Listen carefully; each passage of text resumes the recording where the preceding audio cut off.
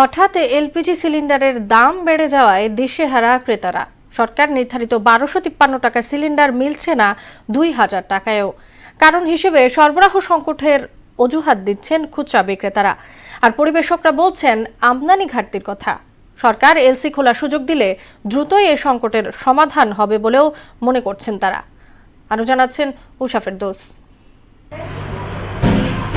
গৃহস্থালিতে রান্নার সবচেয়ে বেশি ব্যবহৃত হয় 12 কেজির এলপিজি সিলিন্ডার। আর 2 সপ্তাহ ধরে ধারাবাহিকভাবে বাড়ছে এর দাম। সরবরাহ সংকটের কারণে পরিস্থিতি নিয়ন্ত্রণের বাইরে চলে গেছে, যা ভোক্তার জন্য বাড়তি চাপ তৈরি করছে।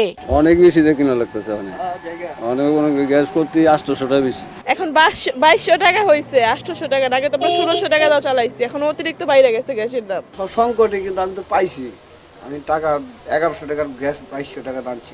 প্রতি মাসে গড়ে 1,30,000 থেকে 40,000 টন এলপিজি আমদানি করা হয়। ডিসেম্বরে তা নেমে আসে 90,000 টনে। এ অবস্থায় চাহিদা মাফিক এলসি খোলার অনুমতি দিয়ে সরকার দ্রুতই সংকট সমাধান করতে পারে বলে মনে করেন ব্যবসায়ীরা। 1800-র উপরও বেচে কোনো গ্যাস পাওয়া যাচ্ছে না।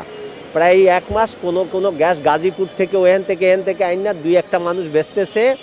আজকে প্রায় 15 দিন পর্যন্ত কোনো ডিস্ট্রিবিউটার কোনো কোম্পানি গ্যাস দিচ্ছে না। কোনো ফ্যাক্টরির গ্যাস ঠিক মতন পাওয়া যায় না। আর একটা গাড়ি প্ল্যান্টে গেলে 2 দিন 3 দিন 4 দিন করে থাকা লাগে ওইখানে। তাইকে মনে করেন তারপরে অর্ধেক গ্যাস দেয়, ফুল গ্যাস দেয় না। অনেক বড় বড় কোম্পানি এলসি করতে দিচ্ছে না।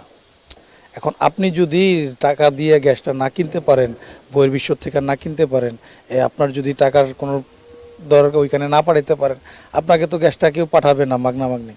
ফোনে তো ফোন দিলে তো আপনাকে দিয়ে দিবে না।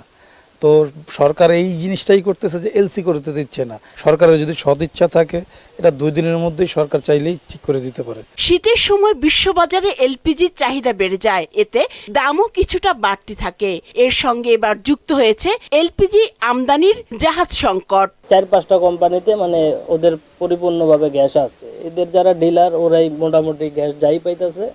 এখন 32টা কোম্পানির চাহিদা তো মনে করেন 5টা কোম্পানি কোনো সময় পূরণ করতে পারে না। এখন আমাদের ডেলি গ্যাস লাগে মনে করেন 500, 400, 300 এরকম। এখন আমরা গ্যাস পাইতেছি সপ্তাহে 200। নিয়মিত এলপিজি পরিবহনে নিয়োজিত 29টি জাহাজ যুক্তরাষ্ট্রের নিষেধাজ্ঞায় পড়ায় এ সংকট বলেও জানান ব্যবসায়ীরা। উষা ফেরদৌস, মোহনা সংবাদ, ঢাকা।